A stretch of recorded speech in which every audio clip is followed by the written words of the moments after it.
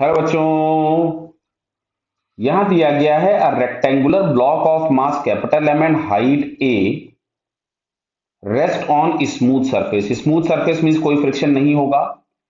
A force F is applied at one corner as shown. One corner means सबसे bottom most point पर लगा है, clear है।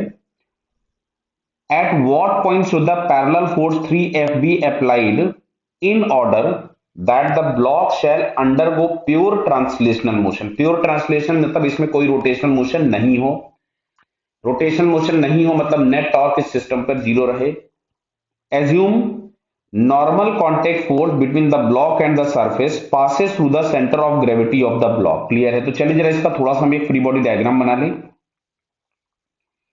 तो सबसे पहले एक एमजी एक्ट हो रहा होगा नीचे की तरफ में, और क्वेश्चन में बोला गया normal contact force centre of gravity से ही पास हो रहा है। वैसे तो नॉर्मल शिफ्ट हो जाता है, बट यहां पे इन्होंने यहीं से बोल दिया तो मैंने नॉर्मल को मान लिया इसी जगह से। क्लियर। सेंटर के अबाउट अगर हम टॉर्क देखेंगे तो एमजी का और नॉर्मल का दोनों का टॉर्क जीरो हो गया। दिख रहा है बेटा आपको। अब देखिएगा ध्यान से, अगर मैं इस सेंटर को रोटेशन एक्सिस लेता हूं तो इमेजिन करो किसी भी चीज को पकड़ लीजिए ऐसे सेंटर पॉइंट से, जहां पे ये एफ लग रहा है इधर की तरफ में एक फोर्स लगाओ तो आप देखेंगे ये रोटेट किया इस डायरेक्शन में।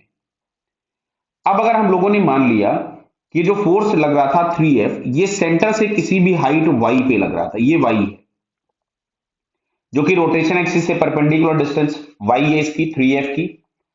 अब अच्छा एक फोर्स लगाओ सेंटर के थोड़ा सा ऊपर, 3F जहां पे लग रहा है, तो आप देखना इसका रोटेशन इधर की तरफ में हुआ।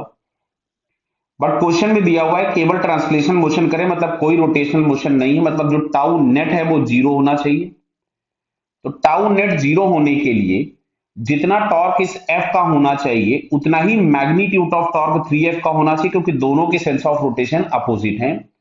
तो सेंटर के अबाउट अगर हम टॉर्क निकालें किसका, एफ का, तो यहां से हमको मिलेगा F into perpendicular distance on it's line of action from the rotation axis that is a/2। और अगर हम 3F का टॉर्क निकालेंगे तो हम लोग लिखेंगे 3F into perpendicular distance from the axis of rotation on the line of 3F। ये मिला हम लोगों को। और नेट टॉर्क जीरो होने के लिए दोनों टॉर्क के मैग्नीट्यूड सेम होने चाहिए। अगर मैं इसको वेक्टर फॉर्म से या वैसे डायरेक्शन बताना चाहूँ राइट हैंड रूल से, तो ये वाला टॉर्क आउटसाइड द प्लेन है और ये वाला टॉर्क इनसाइड द प्लेन है। ये कैसे पता चला? तो राइट हैंड से जो सेंस ऑफ रोटेशन है उसकी डायरेक्शन में आप अपनी फिंगर रोल कीजिए सेंस ऑफ रोटेशन की डायरेक्शन में, तो थंब बताएगा आपको टॉर्क का डायरेक्शन। क्लियर। तो आपको मिल गया होगा outside and inside. Net torque zero होने के लिए आउटसाइड और इनसाइड के मैग्नीट्यूड बराबर होने चाहिए, और डायरेक्शन तो अपोजिट है ही। खैर, तो यहां से 3F into y is equals to F into a/2। तो ये f से f कैंसिल हो गया, तो y इज इक्वल्स टू आपके पास आता है a/6। और यहाँ डायग्राम में हमको दिख रहा था कि जो a/6 है वो सेंटर से ऊपर की तरफ में है, मतलब a/6 above the centre.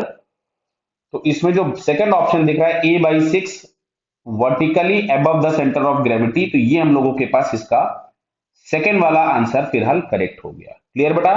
Okay, all the best.